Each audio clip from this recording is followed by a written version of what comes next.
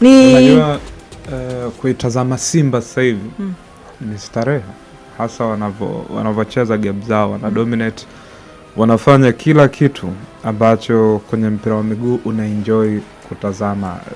It's fair comment kwao kusema kwamba wamefika sehemu ambayo wanatoa burudani zaidi, kwa sababu ya si aina ya matokeo tu wanayopata, bali the way ambavyo build-ups zao zinafanyika kwenye magoli, namna wanavyopika, wanavyotengeneza speed hao, kila mchezaji namna anavyowajibika. Lakini kuna kitu ambacho mimi nakiona cha Clatous Chama tofauti kidogo.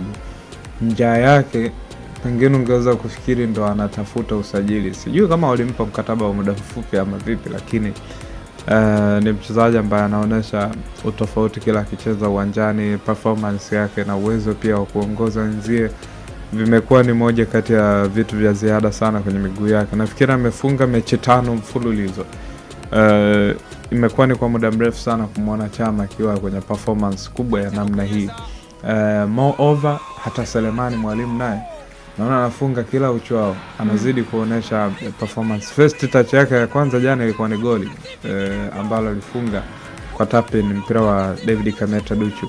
Otherwise Simba wamekuwa na performance bora sana. Ni miongoni mwa timu ambazo mpira wake unatazamika wanavyocheza, lakini pia unaenjoy kutazama performance yao mchezaji mmoja mmoja as a team, na kila kitu wanachokipangilia ndani ya pitch kinakupa sababu za kwa nini wanapaswa kusifiwa kwa kile ambacho wanakifanya. Really is an enjoyment kuwatazama wakiwa na mpira, wakiwa hawana mpira, namna wanavyojipanga. Ile TRA sio timu mbovu hivyo, sio timu ya kubeza hivyo, na ilikuwa na performance bora tu ama imekuwa na performance bora tu msimu huu. Lakini kwa Simba gradual process yao inaonekana sasa inaenda kwenye climax, na ni miongoni mwa performance za kuwa proud as a group. Lakini pia kwa individual players, nafikiri kila mchezaji atakuwa ameondoka akisema wow, hii ni aina ya performance ambayo ukidisplay mara nyingi zaidi kwenye ligi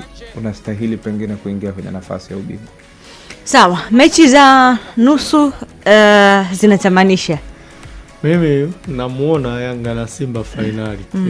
Yanga dhidi ya Azam, Simba dhidi Coastal. Simba na Coastal mimi nampa nafasi Simba, labda Coastal wa fluke. Really? Maana yake labda sio wakati wa Coastal huo ambao mlikuwa mkiuzungumzia.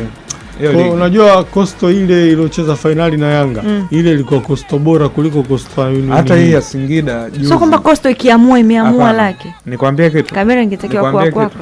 Unaogopa? Yani kuna kitu amekifanya nilitamani kidogo. Ni emotion nzuri sana. Nikwambie kitu. Coastal Union unayemwona kwenye ligi, huyo ndo Coastal mwenyewe wa dakika za mwisho. Huyo aliyecheza na Singida hata kwenda pale, nafikiri hata yeye atakuwa ameshangaa, kwa sababu Singida alidominate ile game. Kwangu itakuwa ni ngumu sana kusema Singida alistahili kuondoka. Timu bora imeondolewa kwenye mashindano. Lakini Coastal Union anaenda kucheza na Simba. Huyu Coastal wewe, amna maajabu. Nusu finali ipi unaitamani na unaona ni worth watch? Naitamani ya Yanga na Azam. Okay. Kwa sababu hiyo najua angalau mzani unataka kubalance kidogo, tofauti wa ubora ni umepishana kidogo.